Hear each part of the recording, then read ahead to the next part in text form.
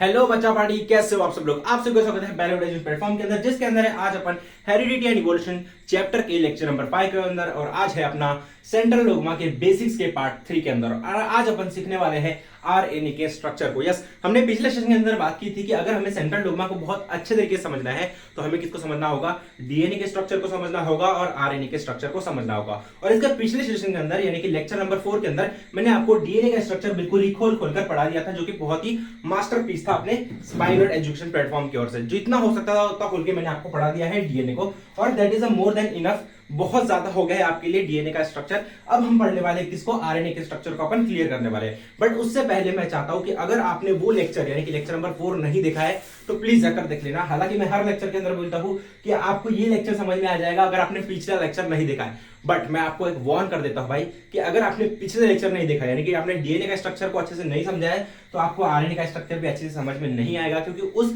Lecture के अंदर मैंने आपके बहुत सारे बेसिक्स बिल्ड किए थे और वो बेसिक्स आज के लेक्चर के अंदर बिल्ड करना is a waste of time. अगर आपको उन बेसिक्स को जानना है तो आपको लेक्चर नंबर 4 देखना ही होगा। बट जिन बच्चों ने लेक्चर नंबर 4 देखा है तो वो बच्चा ये कंटिन्यू कर सकता है, राइट। तो चलिए आज के सेशन को अपन शुरू करते हैं। सबसे पहली बात हमने देखा था कि हमारे पास जो जेनेटिक मटेरियल होता है, हमारे पास जो जेनेटिक मटेरियल होता है, हमारे पास मतलब हमारे सेल के अंदर जो जेनेटिक मटेरियल होता है, हमारे सेल के अंदर जो जेनेटिक मटेरियल होता है वो कैसा होता है, दो तरीके का होता है। कैसा होता है सर, दो तरीके का होता है। पहला होता है अपना डीएनए, पहला होता है अपना कौन सा डीएनए होता है, और दूसरा होता है अपना आरएनए। दूसरा कौन सा होता है, आरएनए होता है। और ये दोनों क्या होते हैं, न्यूक्लिक एसिड्स होते हैं। ये दोनों क्या होते हैं, न्यूक्लिक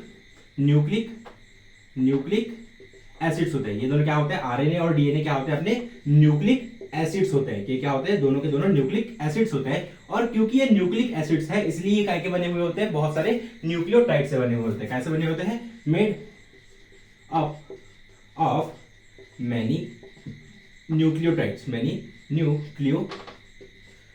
बहुत सारे न्यूक्लियोटाइड से मिलकर बने हुए होते हैं। कौन, अपने न्यूक्लिक एसिड्स। यानी कि अपने डीएनए और आरएनए क्या होते हैं, बहुत सारे न्यूक्लियोटाइड से मिलकर बने हुए होते हैं। और ये जो न्यूक्लियोटाइड होता है ना, ये जो न्यूक्लियोटाइड होता है ये तीन चीजों से मिलकर बना होता है। पहला होता है अपना नाइट्रोजनस बेस, पहला होता है अपना नाइट्रोजिनस बेस।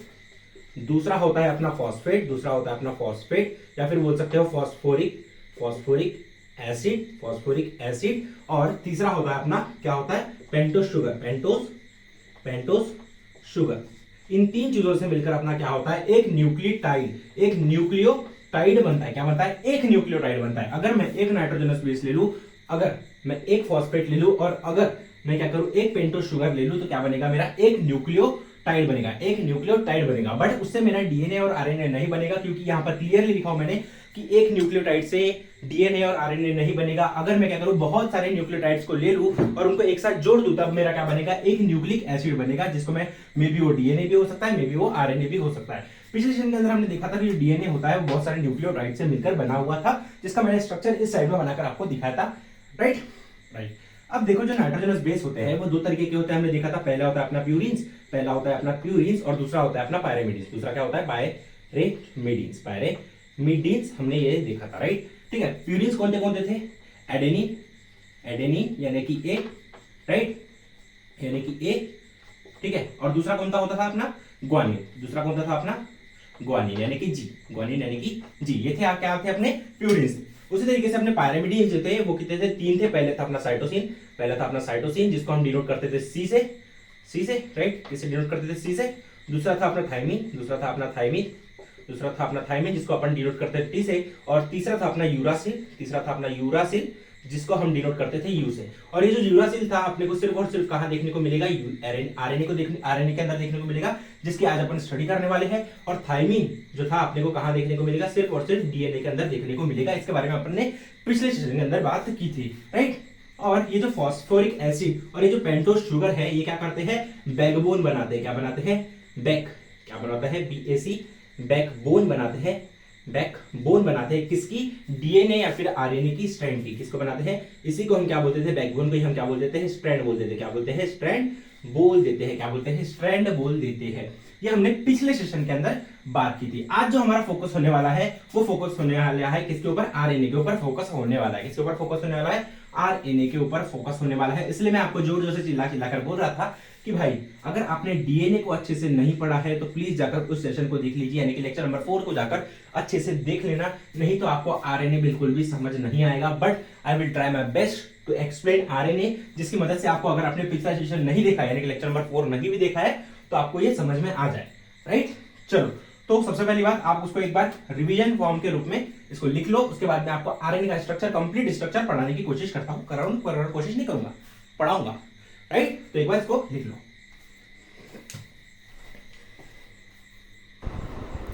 तो बच्चा party, let's go forward and start the structure of RNA. आज अभी हम क्या पढ़ने जा रहे हैं? स्ट्रक्चर ऑफ आरएनए को स्टडी करने जा रहे हैं। बट सबसे पहली बात, मैं आपसे एक चीज पूछना चाहूंगा, सिंपल सी चीज है कि आप मुझे आरएनए का फुल फॉर्म बता सकते हो क्या? क्या आपको आरएनए का फुल फॉर्म पता है? यस, आपको पता है। उसका नाम क्या होता है? आरएनए का फुल फॉर्म क्या होता है? राइबोस न्यूक्लिक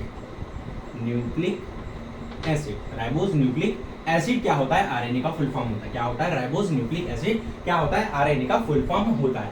अब नाम से समझ में आ रहा है कि ये जो आरएनए है, वो क्या होगा? एक तरीके का न्यूक्लिक एसिड है। आरएनए क्या है? एक तरीके का न्यूक्लिक एसिड है। क्या है? एक तरीके का न्यूक्लिक एसिड है। तो क्या मैं लिख सकता हूँ आरएनए को? क्या मैं लिख सकता हूँ न्यूक्लिक एसिड?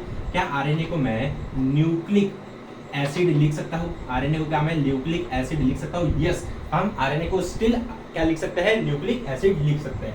अब आप सभी को पता है कि न्यूक्लिक एसिड जो होता है, अभी थोड़ी देर पहले मैंने बताया, ये जो न्यूक्लिक एसिड होता है ये किन चीजों से मिलकर बना होता है? Made up of many nucleotides. किससे बना हुआ होता है? मेड अप ऑफ बहुत सारे मैनी न्यूक्लियोटाइड्स से मिलकर बना होता है। Made up of many nucleotides, बहुत सारे न्यूक्लियोटाइड्स से मिलकर क्या बना हुआ होता है? अपना एक न्यूक्लिक एसिड बना हुआ होता है, जो कि है अपना आरएनए। ये हम सभी को क्लियर होता है। राइट, फिर हमने देखा था ये जो न्यूक्लियोटाइड होता है, यानी कि एक जो न्यूक्लियोटाइड होता है वो तीन चीजों से मिलकर बनता है। पहला क्या होता है? नाइट्रोजनस बेस होता है। नाइट्रोजिनस बेस होता है। क्या होता है? पहला क्या होता है? नाइट्रोजनस बेस होता है। राइट, दूसरा क्या होता है? अपना फॉस्फोरिक एसिड होता है। फॉस्फोरिक एसिड होता है। और तीसरा क्या होता है? अपना पेंटोस शुगर होता है। क्या होता है? तीसरा क्या होता है? पेंटोस शुगर होती है। तीसरी क्या होती है? पेंटोस शुगर होती है। इन तीनों चीजों से मिलकर क्या बनता है? अपना एक न्यूक्लियोटाइड बनता है। क्या बनता है? एक न्यूक्लियोटाइड बनता है। और वैसे ही बहुत सारे न्यूक्लियोटाइड से मिलकर क्या बनता है? अपना एक आरएनए बनता है, जिसको हम क्या बोलते हैं? न्यूक्लिक एसिड बोलते हैं। अब हमने देखा था पिछले सेशन के अंदर कि पेंटोस शुगर जो होती है ये एक ही नहीं होती, ये दो तरीके की देखने को मिलती है हमें। ये जो पेंटोस शुगर होती है ये दो तरीके की हमें देखने को मिलती है। कितने तरीके की देखने को मिलती है? दो तरीके की देखने को मिलती है। पहली कौन सी होती है सर? पहली होती है अपनी डीऑक्सी पेंटोस शुगर,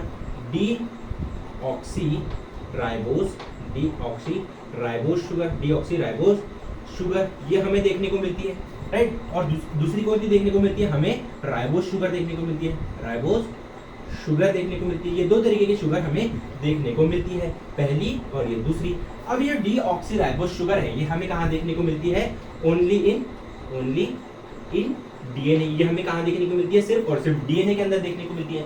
बट ये जो राइबोस शुगर होती है ये हमें कहाँ देखने को मिलती है? Only in RNA. कहाँ देखने को मिलती है? सिर्फ और सिर्फ आरएनए के अंदर देखने को मिलती है। यानी कि एक बात तो क्लियर हो गई कि राइबोसोम जो क्या बोल सकते हो, आरएनए जो होगा यानी कि राइबोस न्यूक्लिक एसिड जो होगा वो क्या है? एक न्यूक्लिक एसिड है। वो क्या है? एक न्यूक्लिक एसिड है। और एक न्यूक्लिक एसिड किससे बना हुआ होता है? बहुत सारे न्यूक्लियोटाइड से मिलकर बना होता है। और न्यूक्लियोटाइड जो होते हैं वो तीन चीजों से मिलकर बने होते हैं। पहला होता है नाइट्रोजनस बेस, दूसरा होता है फॉस्फोरिक एसिड और तीसरा होता है पेंटोस शुगर।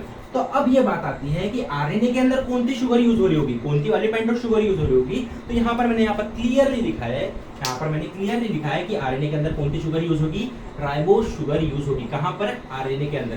डीएनए के अंदर कौन सी होगी? डीऑक्सी राइबोस शुगर क्या होगी? यूज होगी। और ये होता है मेजर डिफरेंस किसके अंदर? आरएनए और डीएनए के अंदर मेजर डिफरेंस हमें देखने को मिलता है। बट फॉस्फोरिक एसिड जो होता है वो डीएनए और आरएनए के अंदर क्या होता है? सिमिलर होता है। क्या होता है? आरएनए और डीएनए के अंदर क्या होता है? सिमिलर होता है। और नाइट्रोजनस बेस भी जो होते हैं वो क्या होते हैं? सिमिलर होते हैं। नाइट्रोजनस बेस कौन कौन से होते हैं सर बताओ? आपसे छोटा सवाल, नाइट्रोजनस बेस कौन कौन से होते हैं? दो तरीके के होते हैं। पहला तो होता है अपना प्यूरिन्स और दूसरा होता है पायरेमिडिन्स। दूसरा क्या होता है? पायरेमिडिन्स। राइट, ये दो तरीके के क्या होते हैं? हमें नाइट्रोजनस बेस देखने को मिलते हैं। प्यूरिन्स कौन कौन से होते हैं? ए एंड जी, यानी कि एडेनिन एंड ग्वानिन। और पायरेमिडिन्स कौन कौन से होते हैं? Cut, CUT cut, CUT cut, क्या बोला मैंने, AG cut, AG cut. Purines कौन थे, AG, एंड पैरामिडिन्स कौन थे, कट। याद करने की सिंपल सी ट्रिक है, AG cut, AG cut, AG cut, AG cut, clear. Pyrimidines cytosine, uracil and thymine, right, cytosine, uracil and thymine. Purines कौन थे, एडेनिन एंड ग्वानिन। अब मैंने तुम्हें बताया था कि जो थाइमिन होता है, ये जो थाइमिन होता है, ये सिर्फ हमें कहाँ देखने को मिलता है, सिर्फ और सिर्फ डीएनए के अंदर देखने को मिलता है, सिर्फ और सिर्फ डीएनए के अंदर देखने को मिलता है। बट जो यूरासिल होता है वो हमें सिर्फ और सिर्फ कहाँ देखने को मिलता है, आरएनए के अंदर देखने को मिलता है। यानी कि एक बात क्लियर हो गई यहाँ से भी एक बात क्लियर हो गई कि अगर हम आरएनए का स्ट्रक्चर बनाएंगे, तो आरएनए के अंदर हमें थाइमिन का कोई भी काम नहीं होगा। यानी कि नाइट्रोजनस बेस जो यूज होंगे आरएनए को बनाने के लिए, उसके अंदर थाइमिन प्रेजेंट नहीं होगा, सिर्फ और सिर्फ यूरासिल प्रेजेंट होगा, साइटोसिन प्रेजेंट होगा, एडेनिन प्रेजेंट होगा और ग्वानिन प्रेजेंट होगा। यानी कि ये 4 nitrogenous base, adenine, guanine, cytosine and uracil he use होंगे हमारे किसके अंदर, क्या बोल सकते हो, आरएनए के स्ट्रक्चर के अंदर। यानी कि अगर हम क्या बना रहे हैं, आरएनए का एक न्यूक्लियोटाइड बना रहे हैं, तो उसके अंदर क्या क्या देखने को मिलेगा, पहले तो हमें नाइट्रोजनस बेसेस देखने को मिलेंगे, कौन से, adenine, guanine, cytosine and uracil, right. फिर दूसरा फॉस्फोरिक एसिड देखने को मिलेगा, और तीसरा क्या देखने को मिलेगा, पेंटोस शुगर, वो भी कौन सी वाली, राइबोस पेंटोस शुगर देखने को हमें मिलेगी, राइट। तो ये हमने देखा कि आरएनए को अगर हमें बनाना है तो हमें सबसे पहले न्यूक्लियोटाइड का स्ट्रक्चर समझना होता है, राइट। अभी मैं तुम्हें एक जबरदस्त चीज बताता हूँ, अगर मैं तुम्हें क्या बताता हूँ, एक जबरदस्त चीज बताता हूँ जो आपको अभी तक कोई भी टीचर ने नहीं बताया होगा, ठीक है। बहुत ही ज्यादा एडवांस चीज नहीं होने वाली, बहुत सिंपल चीज है।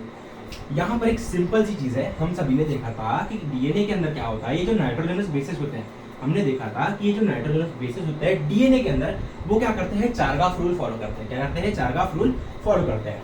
क्या करते हैं, in DNA nitrogenous bases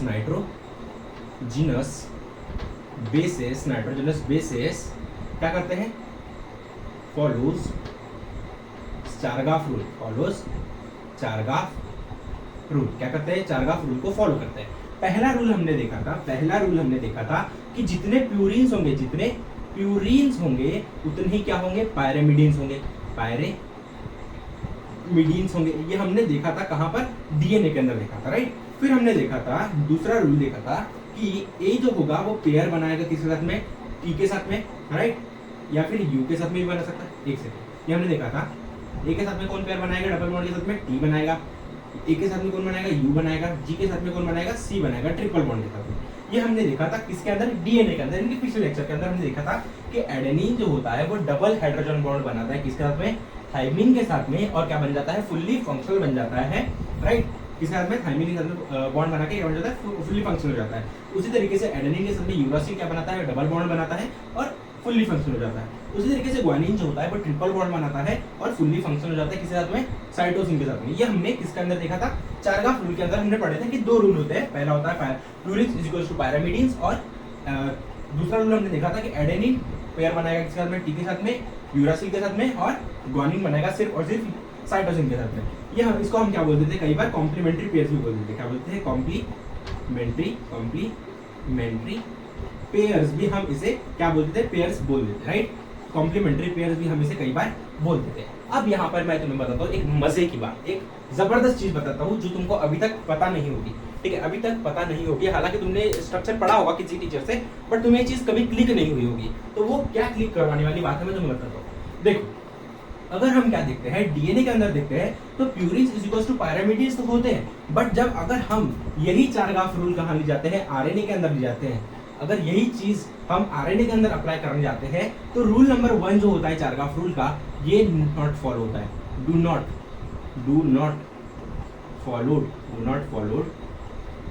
followed by RNA. ये आरएनए फॉलो करता ही नहीं है। ये वाला जो purines is equals to pyrimidines वाला रूल जो है ना, आरएनए के अंदर अप्लाई नहीं होता है। और इसी की मदद से आज हम क्या करने वाले हैं, आरएनए का एक कंप्लीट स्ट्रक्चर मैं तुम्हें बनाकर दिखाने वाला हूँ। यही चीज मुझे तुम्हें बतानी थी, यही चीज तुम्हें क्लिक करनी है अपने दिमाग के अंदर कि डीएनए के अंदर purines is equals to pyrimidines होते जरूर है, बट आरएनए के अंदर क्या होता है, ये रूल फॉलो ही नहीं होता है। इस चीज को स्टार मार्क करके लिख लो। इस चीज को अगर तुम स्टार मार्क करके लिख लेते हो तो तुम्हें आरएनए का स्ट्रक्चर बहुत ही मजेदार तरीके से बनाना सिखा दूंगा मैं, राइट। तो इसको एक बार लिख लो भाई, लिख लो। तो चलो अब अपन क्या करते हैं, आरएनए का एक कंप्लीट स्ट्रक्चर बना के देखते हैं, राइट। अभी हमने देखा कि चारगाफ रूल यानी कि चारगाफ रूल का रूल नंबर 1 अपने आरएनए के ऊपर फॉलो नहीं होता है। तो अब हम देखते हैं कि आरएनए का जो स्ट्रक्चर होगा वो कैसे बनेगा। तो अभी मैंने तुम्हें बताया था कि जो आरएनए होता है वो क्या होता है, एक न्यूक्लिक एसिड होता है और बहुत सारे न्यूक्लियोटाइड से मिलकर बना हुआ होता है। और न्यूक्लियोटाइड किन किन से मिलकर बना हुआ होता है, नाइट्रोजनस बेस, फास्फोरिक एसिड और पेंटोज शुगर से मिलकर बना हुआ होता है। तो यहाँ पर मैं क्या करा देता हूँ, क्या बोल सकते हो, 3 न्यूक्लियोटाइड बनाता हूँ। क्या बनाता हूँ, 3 न्यूक्लियोटाइड बनाता हूँ। तो ये क्या हो गया अपना फास्फोरिक एसिड हो गया। यहाँ पर क्या हो गया अपना, यहाँ पर क्या हो गई अपनी पेंटोज शुगर हो गई, यहाँ पर क्या हो गई अपनी पेंटोज शुगर हो गई। और यहाँ पर क्या हो गया अपना एक नाइट्रोजनस बेस लगा देता हूँ मैं। यहाँ पर क्या लगा देता हूँ, एक नाइट्रोजनस बेस लगा देता हूँ जिसको मैं बोलता हूँ एडेनिन, जिसको मैं क्या बोलता हूँ, एडेनिन बोलता हूँ। उसी तरीके से यहाँ पर मैं तीसरा न्यूक्लियोटाइड बना देता हूँ। यहाँ पर मैं क्या बना देता हूँ, तीसरा न्यूक्लियोटाइड बना देता हूँ। ये क्या हो गई, पेंटोज शुगर हुई। ये क्या होगा, फास्फोरिक एसिड हो गया, राइट। उसी तरीके से यहाँ पर मैं क्या लगा देता हूँ, एक न्यूक्लियोटाइड लगा देता हूँ, क्या बोल सकते हो, नाइट्रोजनस बेस लगा देता हूँ और उसको मैं नाम क्या दे देता हूँ, यूरासिल नाम दे देता हूँ। यहाँ पर टी आएगा क्या, मुझे बताओ। आरएनए के अंदर हम टी का यूज करेंगे क्या, नहीं करेंगे। ये कहाँ यूज होगा, सिर्फ और सिर्फ डीएनए के अंदर यूज होगा। उसी तरीके से यहाँ पर और एक मैं क्या बना देता हूँ, एक न्यूक्लियोटाइड बना देता हूँ, न्यूक्लियोटाइड बना देता हूँ। तो ये हो गया अपना एक न्यूक्लियोटाइड अगेन। और यहाँ पर मैं क्या लिख देता हूँ, क्या लिख दूँ भाई बताओ, क्या लिख दूँ मैं यहाँ पर, क्या लिख दूँ, सी या फिर जी लिख देते हैं। यहाँ पर क्या लिख देते हैं अपन, सी या फिर जी लिख देते हैं। क्या लिख देते हैं, सी या फिर जी लिख देते हैं। जी लिख देता हूँ, ठीक है, फॉर माई बेटर कंडीशन यहाँ पर मैं जी लिख देता हूँ। तो यहाँ पर हमने क्या बना दिया, 3 न्यूक्लियोटाइड्स बना दिए। क्या बना दिए, 3 न्यूक्लियोटाइड्स बना दिए हैं। क्या नहीं बना दिए हैं, 3 न्यूक्लियोटाइड्स बना दिए हैं। अब यहाँ पर क्या कर देते हैं, नामकरण कर देते हैं, नामकरण कर देते हैं। ये क्या है अपना फास्फोरिक एसिड है। टी वाला क्या है, फास्फोरिक एसिड है। क्या है, फास्फोरिक एसिड है। क्या है, यहाँ पर क्या है, फास्फोरिक एसिड है। ये क्या है, फास्फोरिक एसिड है। अब यहाँ पर जो पेंटोज शुगर लगी है, ये कौन सी वाली है, राइबोज पेंटोज शुगर लगी है। कौन सी लगी है, राइबोज वाली पेंटोज शुगर लगी है, जो कि यहाँ पर हमने देखा था कि यहाँ पर आरएनए के अंदर कौन सी यूज होती है, सिर्फ और सिर्फ राइबोज शुगर यूज होगी। तो यहाँ पर भी क्या होगी, राइबोज होगी। यहाँ पर भी क्या होगी, राइबोज शुगर यूज होगी, राइबोज पेंटोज शुगर होगी। और यहाँ पर भी राइबोज पेंटोज शुगर यूज होगी। ये हमने देखा, राइट। अब जो होता है आरएनए का स्ट्रक्चर कैसे दिखता है मैं तुम्हें बताता हूँ। यहाँ से क्या होता है, एक बॉन्ड फॉर्म होता है फॉस्फेट के साथ में, और यहाँ से भी क्या होता है, एक फॉस्फेट बॉन्ड फॉर्म होता है। और ये क्या होता है, आपका कंप्लीट स्ट्रक्चर होता है किसका, आरएनए का एक कंप्लीट स्ट्रक्चर यहाँ पर हमने बना दिया है। अब मैंने तुम्हें बताया था कि चारगाफ रूल का रूल नंबर 1 होता है, जितने प्यूरिन्स उतने पायरामिडीन्स। तो यहाँ पर अब इनको झंझट ही नहीं है। देखो प्यूरिन्स कितने हैं यहाँ पर, 1 2, प्यूरिन्स कितने हैं, 1 और 2, और पायरामिडीन कितना, 1 है। तो अभी हमें इक्वल टू का गेम खेलना ही नहीं है। तो यहाँ पर हमें दूसरी स्टैंड की जरूरत पड़ेगी क्या, नहीं पड़ेगी। इसीलिए जो अपना आरएनए होता है, इसीलिए जो अपना आरएनए होता है यानी कि राइबोज न्यूक्लिक एसिड होता है, ये कैसा होता है, सिंगल स्ट्रैंडेड होता है। कैसा होता है, ये सिंगल स्ट्रैंडेड होता है। कैसा होता है, सिंगल स्ट्रैंडेड होता है। कैसा होता है, सिंगल स्ट्रैंडेड होता है। ठीक है, इतनी बात क्लियर, बस इतनी बात खत्म। अब मैंने तुम्हें बताया था पिछले सेशन के अंदर कि जो पेंटोज शुगर होती है और ये जो फास्फोरिक एसिड होता है, ये जो पेंटोज शुगर होती है और ये जो फास्फोरिक एसिड होता है, ये दोनों मिलकर क्या बनाते हैं, स्ट्रैंड बनाते हैं। क्या बनाते हैं, आरएनए की या फिर डीएनए की क्या बनाते हैं, स्ट्रैंड बनाते हैं, जिसको हम क्या बोल देते हैं, बैकबोन बोल देते हैं। क्या बोलते हैं, बैकबोन बोल देते हैं। क्या बोल देते हैं, बैकबोन बोल देते हैं। तो आरएनए के अंदर क्या होगी, जो ये जो क्या हो सकती है, बोल सकते हो स्ट्रैंड जो होती है आरएनए की, ये जो आरएनए की स्ट्रैंड होती है वो किससे बनी हुई होती है, फास्फोरिक एसिड प्लस किससे, पेंटोज शुगर से मिलकर बनी हुई होती है। ये हमने देख लिया। अभी मैं तुम्हें क्या दिखाता हूँ, जो हम लोग बुक के अंदर पढ़ते हैं ना, अभी मैं तुम्हें क्या दिखाता हूँ, जो हम लोग बुक के अंदर स्ट्रक्चर पढ़ते हैं किसका, आरएनए का, जो हम बुक के अंदर स्ट्रक्चर पढ़ते हैं उसको एक बार देख लेते हैं। तो हमने देखा था कि आरएनए का जो स्ट्रक्चर होता है वो कुछ इस तरीके से हमें देखने को मिलता है। किस तरीके से देखने को मिलता है, कुछ इस तरीके से हमें देखने को मिलता है अपने बुक के अंदर। किसके अंदर, आरएनए का जो स्ट्रक्चर होता है वो कुछ इस तरीके से हमें अपने बुक के अंदर देखने को मिलता है। तो अगर मैं इस स्ट्रक्चर को क्या कर दूं, सीधा कर दूं, अगर मैं इस स्ट्रक्चर को कैसा कर दूं, एकदम सीधा कर दूं और कुछ इस तरीके से देखूं, अगर कुछ इस तरीके से मैं देखने जाऊं इस स्ट्रक्चर को, तो ये बिल्कुल ही सिमिलर होता है। कैसा होता है, ये कुछ इस तरीके से हमें देखने को मिलता है। और वो कैसे बनता है मैं तुम्हें दिखाता हूं। देखो ये क्या हो गई, ये क्या है आपकी स्ट्रैंड है, ये क्या है आपकी स्ट्रैंड है, ये क्या है आपकी स्ट्रैंड है, और ये क्या है, इसके ऊपर लगे हुए नाइट्रोजनस बेसिस है। ये क्या है, नाइट्रोजनस, ये क्या है, नाइट्रोजनस बेसिस है। किसके ऊपर लगे हुए, स्ट्रैंड के ऊपर लगे हुए हैं। तो ये क्या है, अपनी पूरी की पूरी स्ट्रैंड है। ये क्या है, पूरी की पूरी क्या है, अपनी एक स्ट्रैंड है। ये क्या है, पूरी की पूरी अपनी एक स्ट्रैंड है। ये क्या है, पूरी की पूरी एक स्ट्रैंड है। क्या है, ये पूरी की पूरी एक स्ट्रैंड है। और ये क्या है, पूरे के पूरे नाइट्रोजनस बेसिस है। क्या है, ये पूरे के पूरे नाइट्रोजनस, ये क्या है, पूरे के पूरे नाइट्रोजनस बेसिस है। क्या है? पूरे के पूरे नाइट्रोजनस बेसिस होते हैं। तो हो गया ना, सिंपल सी चीज हो गई। ये हो गई पूरी की पूरी स्ट्रैंड, ये हो गई पूरी की पूरी स्ट्रैंड, और ये क्या हो गया? अपने नाइट्रोजनस बेसिस हो गए। तो इसी चीज को हम अपने बुक के अंदर कुछ इस तरीके से रिप्रेजेंट करते हैं, और ये होता है आपका किसका? आरएनए का अल्ट्रा स्ट्रक्चर। ये क्या होता है? ये पूरा का पूरा जो मैंने अभी यहाँ पर बनाया है, ये पूरा का पूरा जो मैंने यहाँ पर बनाया है, ये क्या है? आपका अल्ट्रा स्ट्रक्चर है। क्या है? आपका आरएनए का अल्ट्रा स्ट्रक्चर है। Ultra structure of RNA. ये क्या है? आरएनए का अल्ट्रा स्ट्रक्चर है। ठीक है, जिसको हमने, ये क्या है? नॉर्मल स्ट्रक्चर है जो हम किताबों के अंदर देखते हैं, और अगर इसी स्ट्रक्चर को हम जूम करके देखें तो हमें अल्ट्रा स्ट्रक्चर देखने को मिलता है, जो कि कुछ इस तरीके से हमें देखने को मिलता है। आई होप आपको क्लियर हुआ होगा कि आरएनए का स्ट्रक्चर कुछ इस तरीके से होता है, जो हमें देखने को मिलता है अपनी किताबों के अंदर। क्लियर भाई? Clear sir, clear. अभी मैं आपको और एक जबरदस्त चीज बताता हूँ। हम सेंट्रल डोमा के अंदर और एक जबरदस्त चीज पढ़ते हैं, बट उससे पहले मैं आपको और एक जबरदस्त चीज बताता हूँ, जिसको बोलते हैं कोडॉन, जिसको हम क्या बोलते हैं? कोडॉन बोलते हैं। बट उससे पहले आपको एक चीज क्या करनी होगी, इसको एक बार नोट डाउन कर लो, इसको एक बार नोट डाउन कर लो, फिर उसको मैं यहीं पर रफ करता हूँ और आगे बताता हूँ। लिख लो भाई, फट से एक बार लिख लो, प्लीज लिख लो। लिख लिया? अभी मैं तुम्हें बताता हूँ कोडॉन क्या होता है। अभी मैं तुम्हें क्या बताता हूँ, कोडॉन होता क्या है। कोडॉन क्या होता है इसको समझते हैं। सबसे पहली बात तो कोडॉन क्या होता है इसको समझते हैं। कोडॉन क्या पढ़ा रहा था मैं? कोडॉन पढ़ा रहा था। क्या पढ़ा रहा था? कोडॉन पढ़ा रहा था। कोडॉन क्या होता है इसको समझते हैं। कोडॉन बड़ी कोई चीज नहीं होती। कोडॉन क्या होता है? It is a sequence of 3 nucleotide. क्या होता है कोडॉन? 3 न्यूक्लियोटाइड के सीक्वेंस को ही हम क्या बोल देते हैं? कोडॉन बोलते हैं। क्या बोला मैंने? 3 न्यूक्लियोटाइड के सीक्वेंस को हम क्या बोलते हैं? कोडॉन बोलते हैं। क्या बोला मैंने? 3 न्यूक्लियोटाइड के सीक्वेंस को, क्या है? 3 न्यूक्लियोटाइड के सीक्वेंस को अपन क्या बोलते हैं? कोडॉन बोलते हैं। तो यहाँ पर देखो, यहाँ पर भी मैंने 3 क्या बोल सकते हो? 3 न्यूक्लियोटाइड्स बनाए हैं।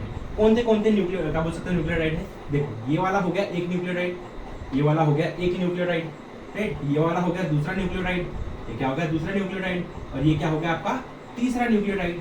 ये क्या हो गया? आपका तीसरा न्यूक्लियोटाइड हो गया।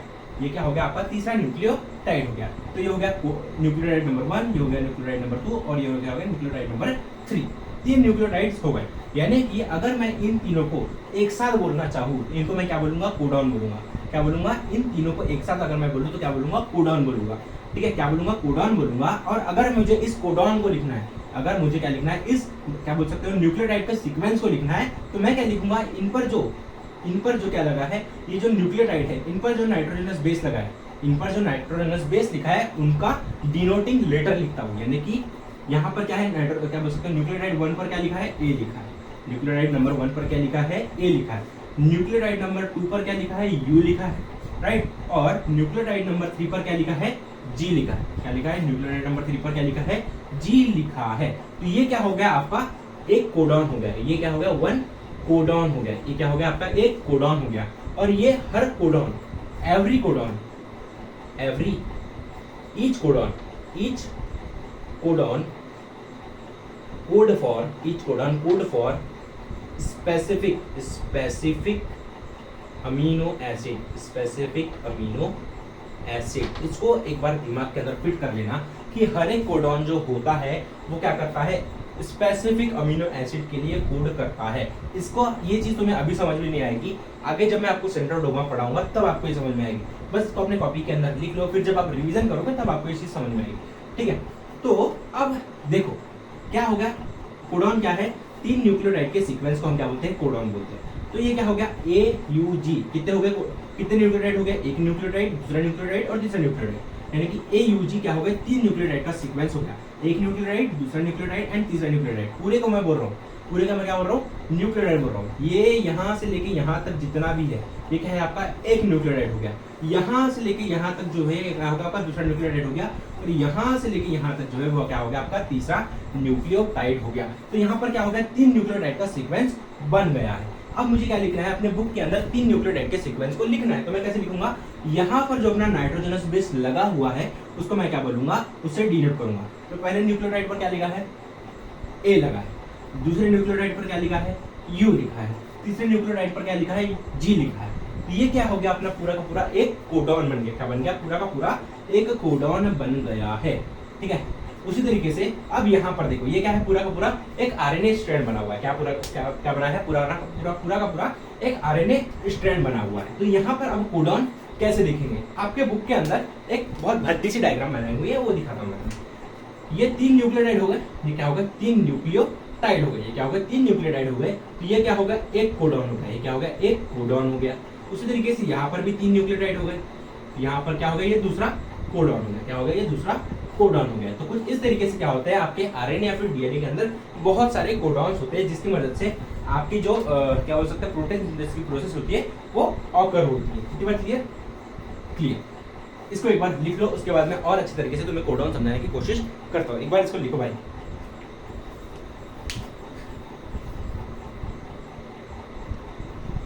तो अब देखो कोडॉन होता क्या है, वापस एक बार अच्छे से समझ लेते हैं कोडॉन होता क्या है। तो देखो कोडॉन बड़ी कोई चीज होती नहीं है। कोडॉन क्या होता है, सिंपल 3 न्यूक्लियोटाइड के सीक्वेंस को अपन बोलते हैं कोडॉन। अब हम क्या देखते हैं, डीएनए के अंदर भी कोडॉन होते हैं और आरएनए के अंदर भी कोडॉन होते हैं, बट वो किस तरीके से देखने को मिलते हैं उसको एक बार अच्छे से देख लेते हैं। तो यहाँ पर देखो ये हो गया एक न्यूक्लियोटाइड, ये हो गया दूसरा न्यूक्लियोटाइड और ये हो गया तीसरा न्यूक्लियोटाइड। तो यहाँ पर क्या हो गया, 3 न्यूक्लियोटाइड का सीक्वेंस बन गया। क्या हो गया, 3 न्यूक्लियोटाइड का सीक्वेंस बन गया। तो इसको मैं क्या बोल सकता हूँ, एक कोडॉन बोल सकता हूँ। ये क्या हो गया, 1 कोडॉन हो गया। ये क्या हो गया, एक कोडॉन मिल गया हमें।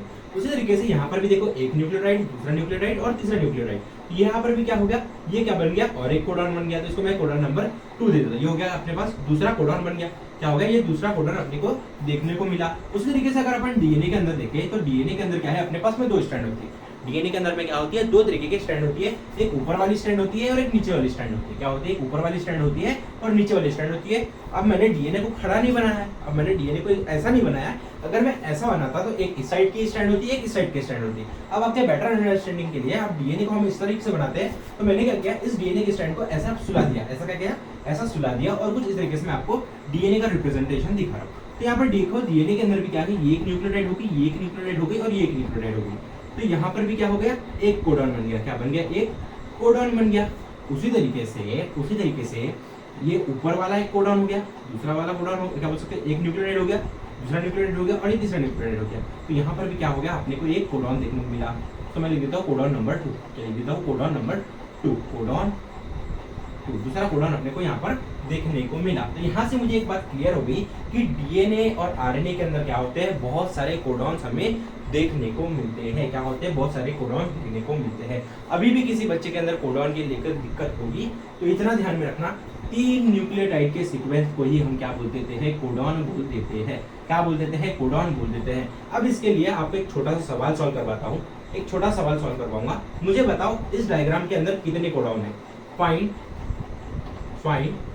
Number of codons. कितने नंबर ऑफ कोडॉन्स हमें इस डायग्राम के अंदर देखने को मिलते हैं। पहली वाली डायग्राम ले लो, ये वाली, कौन सी वाली, ये वाली आप डायग्राम ले लो। कितने कोडॉन्स है बताओ, कितने कोडॉन्स यहाँ पर तुम्हें देखने को मिल रहे हैं। दूसरा डीएनए का बना देते हैं, डीएनए का बना देते हैं। यहाँ से मैं डीएनए को फाड़ दिया, ठीक है। बताओ यहाँ पर कितने कोडॉन्स तुम्हें देखने को मिले, कितने कोडॉन्स तुम्हें यहाँ पर देखने को मिल रहे हैं इन 2 डायग्राम्स के अंदर। पहली वाली डायग्राम के अंदर देखोगे, पहली वाली डायग्राम के अंदर देखोगे तो यहाँ पर एक न्यूक्लियोटाइड, दूसरा न्यूक्लियोटाइड, तीसरा न्यूक्लियोटाइड, 3 न्यूक्लियोटाइड्स हो गए, यानी कि एक कोडॉन। क्या हो गया, एक कोडॉन। यहाँ पर भी देखो 1 2 3 न्यूक्लियोटाइड हो गए, दूसरा कोडॉन, ठीक है।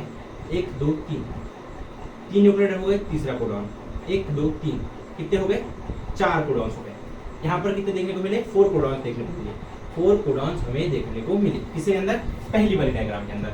बट हम क्या देखते हैं दूसरी डायग्राम के अंदर, यहाँ पर क्या है, 1 2 3 4, क्या है यहाँ पर 1 2 3 4 न्यूक्लियोटाइड्स है। तो अब यहाँ पर 4 न्यूक्लियोटाइड्स है, तो सर हम क्या करें, 2 के कोडॉन्स बना दे क्या, नहीं, 2 के कोडॉन्स नहीं बनाएंगे। हमने यहाँ पर क्लियरली लिखा है 3 न्यूक्लियोटाइड के सीक्वेंस को हम क्या बोलते हैं, कोडॉन बोलते हैं। तो यहाँ पर ध्यान से देखो, यहाँ पर ध्यान से देखो, ये क्या हो गया, एक कोडॉन, सॉरी एक न्यूक्लियोटाइड, दूसरा न्यूक्लियोटाइड, तीसरा न्यूक्लियोटाइड। तो ये क्या हो गया, एक कोडॉन हो गया। ये क्या हो गया, पूरा का पूरा एक कोडॉन हो गया। ये क्या हो गया, पूरा का पूरा एक कोडॉन हो गया। उसी तरीके से अगर मैं इसको देखूं तो ये हो गया 1 2 3 न्यूक्लियोटाइड हो गए। तो यहाँ पर क्या हो गया, दूसरा कोडॉन हमें देखने को मिला, दूसरा कोडॉन हमें यहाँ पर देखने को मिल गया है। तो यहाँ पर कितने हमें टोटल कोडॉन देखने को मिले, 2 कोडॉन्स देखने को मिले, 2 कोडॉन्स हमें यहाँ पर देखने को मिले। अब कुछ बच्चों के अंदर कंफ्यूजन होगी कि सर आपने तो सिर्फ इस साइड से गिना है, डीएनए के अंदर आपने इस साइड से गिना है, तो सर अगर हम इस साइड से गिने तो भी क्या 2 आएंगे? यस, 2 ही आएंगे। गिन कर देख लो, 1 2 3, इसको भी देख लो तो ये कोडॉन हो गया, 1 2 3, इसको भी देख लो तो ये कोडॉन हो गया। तो ओवरऑल हमें कितने कोडॉन मिले? 2 ही कोडॉन देखने को मिले। आई होप आपको ये क्वेश्चन सॉल्व करके कोडॉन से समझ में आ गया होगा कि कोडॉन होता क्या है। क्लियर? क्लियर। अब देख लो ध्यान से, तुम्हारे सिलेबस के अंदर जो है वो तुम्हें बता रहा हूँ। कोडॉन जो होते हैं बेसिकली 3 टाइप्स के होते हैं। बेसिकली जो कोडॉन होते हैं वो 3 तरीके के होते हैं। पहला होता है आपका स्टार्ट कोडॉन, दूसरा होता है आपका सेंस कोडॉन और तीसरा होता है आपका स्टॉप कोडॉन। सेंस कोडॉन आपके सिलेबस के अंदर नहीं है, इसलिए मैं आपको उसको नहीं पढ़ा रहा हूँ, ठीक है। बट जो सिलेबस के अंदर है उसको पढ़ लेते। सबसे पहली बात, आपके अंदर आपके सिलेबस के अंदर स्टार्टिंग कोडॉन बोला गया है। स्टार्टिंग कोडॉन क्या होता है? ऐसा कोडॉन होता है जिसकी मदद से आपका प्रोटीन सिंथेसिस स्टार्ट होता है। क्या होता है? आपका प्रोटीन सिंथेसिस स्टार्ट होता है। यानी कि जब कभी भी कोडॉन्स के अंदर जब कभी भी 3 न्यूक्लियोटाइड का सीक्वेंस ऐसा आएगा, कौन सा वाला सीक्वेंस आएगा? AUG वाला न्यूक्लियोटाइड के अंदर जो सीक्वेंस आएगा, तब क्या होगी? हमारी प्रोटीन सिंथेसिस की प्रोसेस स्टार्ट होगी। क्या बोला मैंने? जब कभी भी स्टार्टिंग कोडॉन का सीक्वेंस आएगा, तब क्या होगी? हमारी प्रोटीन सिंथेसिस की प्रोसेस स्टार्ट होगी। यानी कि जब AUG वाला सीक्वेंस आएगा, किसके अंदर? 3 न्यूक्लियोटाइड्स के अंदर AUG वाला सीक्वेंस आएगा, तब क्या होगी? प्रोटीन सिंथेसिस की क्या होगी? प्रोसेस स्टार्ट होगी। तो यहाँ पर देखो, यहाँ पर आया कोडॉन, एक ये वाला जो कोडॉन है, इसके अंदर क्या देखने को मिल रहा है हमें? पहले कोडॉन के अंदर A आ गया, दूसरे कोडॉन के अंदर U आ गया और तीसरे कोडॉन के अंदर G आ गया। तो यहाँ पर 3 न्यूक्लियोटाइड के सीक्वेंस के अंदर हमें क्या देखने को मिला? AUG, यानी कि स्टार्टिंग कोडॉन देखने को मिला। यानी कि यहाँ से क्या होगी? हमारी प्रोटीन सिंथेसिस की प्रोसेस स्टार्ट होगी। क्लियर? क्लियर। अब उसी तरीके से स्टॉप कोडॉन जो होता है ये क्या करता है? अपने प्रोटीन सिंथेसिस की प्रोसेस को स्टॉप करता है। अपने प्रोटीन सिंथेसिस की प्रोसेस जो होती है उसको स्टॉप करता है। इसको हम क्या बोलते हैं? स्टॉप कोडॉन बोलते हैं। आई होप आपको कोडॉन समझा हो, तो इसको एक बार अच्छे से लिख लो। उसके बाद में मैं तुम्हें बताता हूँ RNA के टाइप्स, यानी कि mRNA क्या होता है, tRNA क्या होता है और rRNA क्या होता है और उनके फंक्शन क्या होते हैं, इसको बारे में देख लेते हैं। आज का लेक्चर बहुत ही छोटा सा लेक्चर होने वाला है, ठीक है। समाप्त, ये पिक्चर समाप्त भैया, तो लिख लो भैया। समझा के रे बाबू? ए दादा, समजला का तुला? कळलं का रे? मला सांग ना रे, तुला कळलं का? नाही कळलं असेल तर सांग, मी तुला समजवणार वापस. नाही समजलं असेल ना तर कमेंट मध्ये सांगून दे मला की सर मला हा नाही समजला आहे, तर कृपया नहीं, अरे मला सांग. You call me as a brother, तुम मुझे भाई भी बोल सकते हो या फिर टीचर भी बोल सकते हो, एज योर विश। तुम्हें जो मानना है मुझे मानो, बट अगर तुम्हें डाउट आता है तो पूछ लो, क्योंकि 90% स्टूडेंट्स की यही प्रॉब्लम होती है कि वो अपने सर से ना, अपने टीचर से ना क्या होते हैं, अपने डाउट्स नहीं पूछ पाते। तो अगर तुम्हें ऐसा लगता है कि ये जो टीचर है, अगर मैं इसे डाउट पूछूंगा तो ये मुझे ना भोंदू समझेगा, तो ऐसा बिल्कुल नहीं है। एक टाइम पर मैं ना तुमसे भी भोंदू था, एक टाइम पर मैं ना तुमसे भी भोंदू था, मुझे तो पढ़ते भी नहीं आता था। ये CODON है ना, इसको मैं कुछ और ही पढ़ देता, कोडॉन पढ़ता था। सॉरी, कोडॉन तो लिखा ही है, मैं तुम्हें बताता हूँ मैं क्या पढ़ता था। अब जैसे कि यहाँ पर क्या लिखा है? गूगल लिखा है, गूगल लिखा है, यहाँ पर क्या लिखा है? गूगल लिखा है। तो मैं इसको क्या पढ़ता था बताओ? गूगल ही पढ़ता था। ये जो गूगल है ना, इसको मैं गूगल ही पढ़ता था। तुम समझ सकते हो किस भयंकर लेवल का मैं भोंदू रहा होगा, ठीक है। अब तुमको ये भोंदू से भोंदू जो इंसान है वो पढ़ लिख कर इतना आगे आकर तुमको ये पढ़ा रहा है, तो तुम समझ सकते हो मुझसे कोई डाउट पूछने के लिए, संवारने की जरूरत नहीं है। बस अगर तुम्हें समझ में नहीं आ रहा है तो मुझसे सीधा सीधा बोल सकते हो, सर समझ में नहीं आ रहा, मैं आपको डबल समझ दूंगा, राइट? लिख लो भाई। तो चलो अब RNA के टाइप्स को जान लेते हैं, यानी कि RNA के जो टाइप्स है उनको जान लेते हैं। RNA के जो टाइप्स होते हैं ना वो 3 तरीके के होते हैं। मेजरली 3 तरीके के आपका RNA आपके बुक्स के अंदर पढ़ने को मिलेंगे। पहला होता है आपका mRNA, दूसरा होता है rRNA और तीसरा होता है tRNA। RNA का फुल फॉर्म जो होता है, mRNA का फुल फॉर्म जो होता है वो होता है आपका मैसेंजर RNA, ठीक है। rRNA का फुल फॉर्म होता है राइबोसोमल RNA और ट्रांसफर RNA का फुल फॉर्म होता है ट्रांसफर RNA, यानी कि tRNA का फुल फॉर्म जो होता है वो क्या होता है? ट्रांसफर RNA होता है। अब जैसा इनका नाम होता है ना वैसा इनका काम होता है। क्या बोला मैंने? जैसा इनका नाम होता है, जैसा इनका नाम होता है वैसा इनका काम होता है। जैसा इनका नाम वैसा इनका काम। अब मैसेंजर का नाम क्या होता है? मैसेंजर का काम क्या होता है?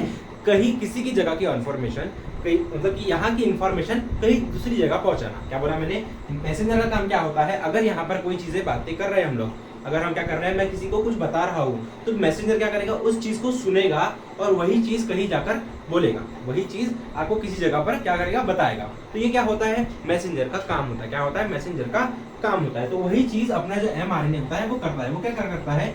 जो डीएनए के अंदर जेनेटिक इंस्ट्रक्शंस होती है, जो डीएनए के अंदर जो जेनेटिक इंस्ट्रक्शंस होती है, जो डीएनए के अंदर जो जेनेटिक इंस्ट्रक्शंस होती है, उनको क्या करता है, कॉपी करता है, एज इट इज कॉपी करता है और उसको कहाँ भेज देता है, आरएनए के पास में भेज देता है। कहाँ भेज देता है, आरआरएनए के पास में भेज देता है। ठीक है, फिर आरआरएनए क्या करता है, उसको अपने अंदर फिट करता है, अपने अंदर क्या करता है, फिट करता है, और फिर जो अपना टीआरएनए है वो क्या करता है, उस एमआरएनए को रीड करता है, उस एमआरएनए को क्या करता है, रीड करता है और उसको डिकोड करता है कि वहां पर लिखा क्या है।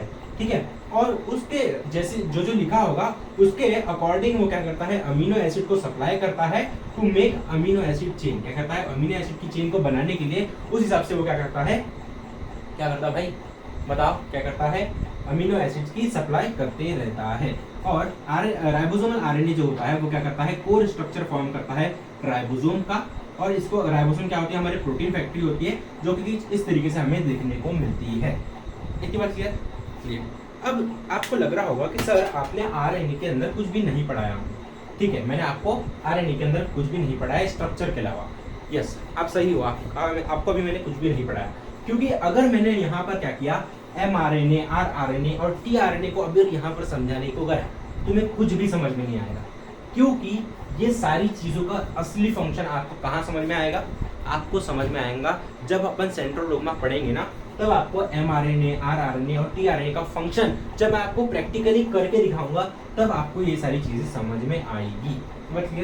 क्लियर। एक चीज ध्यान में रखना कि जो टीआरएनए का जो स्ट्रक्चर होता है, टीआरएनए का जो स्ट्रक्चर होता है जिसको हम क्या बोलते हैं, ट्रांसफर आरएनए बोलते हैं, वो कुछ इस तरीके से दिखता है। और इसके एंड पर यहाँ पर क्या होते हैं, एंटीकोडॉन्स प्रेजेंट होते हैं। यहाँ पर क्या होते हैं, एंटीकोडॉन्स प्रेजेंट होते हैं। अब ये एंटीकोडॉन क्या होंगे, जो कोडॉन के ऊपर लगेंगे। एंटी का मतलब अपोजिट, एंटी का मतलब क्या होता है, अपोजिट होता है। कोडॉन का मतलब क्या होता है, 3 न्यूक्लियोटाइड का सीक्वेंस होता है। कोडॉन का मतलब क्या होता है, 3 न्यूक्लियोटाइड का सीक्वेंस और अपोजिट। एंटी का मतलब अपोजिट और कोडॉन का मतलब 3 न्यूक्लियोटाइड का सीक्वेंस, यानी कि अपोजिट 3 न्यूक्लियोटाइड का सीक्वेंस। किसका अपोजिट, कोडॉन का अपोजिट। 3 न्यूक्लियोटाइड के सीक्वेंस का जो अपोजिट होता है उसे हम क्या बोलते हैं, एंटी कोडॉन बोलते हैं, जो कि कहां लगता है, कोडॉन के ऊपर लगता है रीडिंग के दौरान।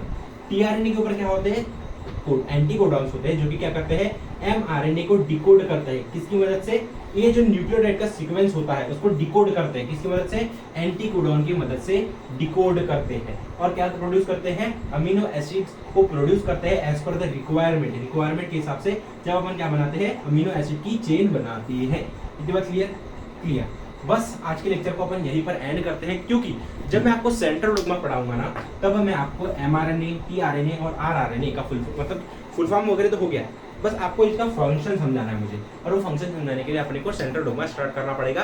तो लेक्चर नंबर 6 के अंदर अपन क्या करेंगे, सेंट्रल डोग्मा का जो अपना क्या बोल सकते हो, ऑफिशियली अपन सेंट्रल डोग्मा स्टार्ट कर देंगे, यानी कि कंप्लीट सेंट्रल डोग्मा कल के लेक्चर के अंदर कंप्लीट हो जाएगा। राइट, तो अगर आपको इस आज के लेक्चर समझ में आया हो तो बता दो, नहीं समझ में आया तो भी बता दो। ठीक है, तो चलिए आज के लेक्चर को अपन यहीं पर एंड करते हैं। तब तक के लिए ओके, टाटा, बाय बाय, सायोनारा, जय माता दी।